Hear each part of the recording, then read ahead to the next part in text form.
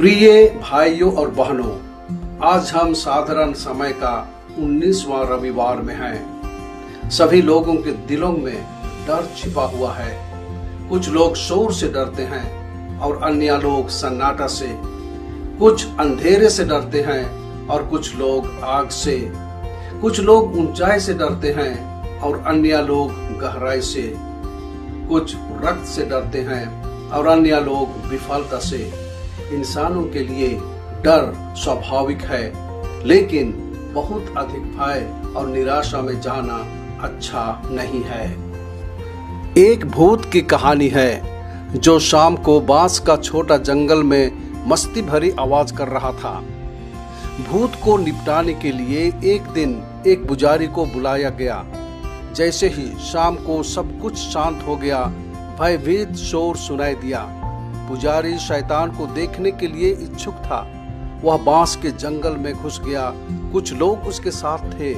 वह शोर के बहुत निकट चला गया। बांस के दो सूखे पेड़ आपस में रगड़ खा रहे थे। जितनी अधिक हवा उतना अधिक शोर। रात के सन्नाटे में शोर बहुत स्पष्ट था और आसपास के सभी लोग विश्वास कर रहे थे कि यह भूत था जो इतना भयभीत शोर मचा रहा था। कभी कभी कुछ लोगों में इतना डर होता है कि वे शांति से नहीं रह सकते। वे हमेशा भय और चिंता में रहते हैं। आज के सुसमाचार के पाठ में हम देखते हैं कि कैसे यीशु के चेलों ने भूत को देखा, जबकि यीशु गलील झील में उनकी ओर चल आ रहा था। उसी तरह अक्सर हम समस्या देखते हैं जहाँ कोई समस्या नहीं है, या हम बड़ी समस्या देखते हैं जहाँ केवल एक छोटी समस्या है। बहुत से लोग भूत से डरते हैं, लेकिन उन्होंने कभी एक को नहीं देखा। यहाँ तक कि वे लोग जिन्होंने कभी भूत को नहीं देखा है, भूत को स्पष्ट रूप से समझा सकते हैं। जो लोग यीशु पर विश्वास करते हैं, उन्हें डर का कोई मतलब नहीं है।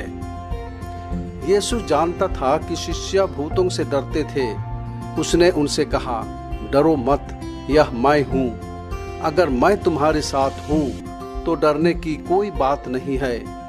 न ही भूत से, न ही कब्रिस्तान से, न ही प्रकृति से, न ही अंधेरे से, न ही गहरे जंगल की खामोशी से, न ही बादल की बिजली अथवा गरज से, न ही प्रकृति से, न ही जानवर से, न ही समस्या से, न ही असफलता से, न ही अन्याय से, न ही उत्पीड़न से। पतरस ने यीशु को पानी पर चलते हुए देखा और वह भी जल पर चलना चाहता था। यीशु ने उसे चलने के लिए कहा। पतरस कुछ सेकंड के लिए पानी पर चला, लेकिन उसे संदेह होने लगा और वह पानी में डूबने लगा। उसने यीशु से मदद मांगी और यीशु ने उसे पकड़ लिया और उसे डूबने से बचाया। यीशु ने पीटर से सवाल किया और कहा, आपको संदेह क्यों हुआ? आप थोड़े विश्वास के आदमी हैं। यदि पतरस को पर्याप्त विश्वास होता तो वह यीशु के पास जाता और नाव तक पानी पर चलकर वापस चला आता। यह शिष्यों के लिए विश्वास का एक बड़ा उदाहरण होता, लेकिन पतरस को यीशु के मुंह से एक डांट सुननी पड़ी कि उसे बहुत कम विश्वास था। हमारे विश्वास में ईश्वर की शक्ति है। ईश्वर ने उन सभी लोगों को ठीक किया जो बीमार और पीड़ित थे। यीशु उन लोगों के लिए चमत्कार करने के लिए तैयार हैं जिनके पास अटूट विश्वास है।